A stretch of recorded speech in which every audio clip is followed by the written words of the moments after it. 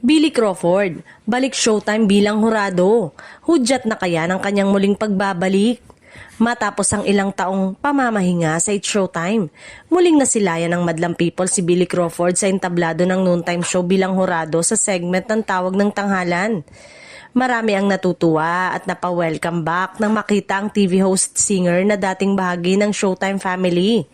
Sa episode na ipinalabas kamakailan, naging mainit ang pagtanggap sa kanya ni na Vice Ganda, Vong Navarro, Ann Curtis at iba pang host ng programa.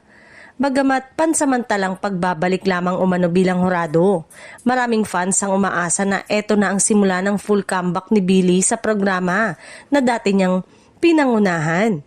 Kilala si Billy bilang isa sa mga original host na nagbibigay buhay at saya sa It's Showtime sa loob ng maraming taon bago siya lumipat sa ibang proyekto.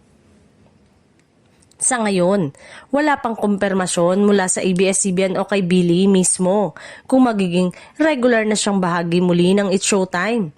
Gayunpaman, malinaw na nananatili ang kanyang magandang samahan sa mga kasamahan sa show at sa madlang people na sabik pa ring makita siyang muli araw-araw sa tanghalan. Once sa Showtime family, always sa Showtime family. Ayon sa ilang netizen na labis na natuwa sa pagbabalik ng isa sa mga orihinal na haligi ng programa.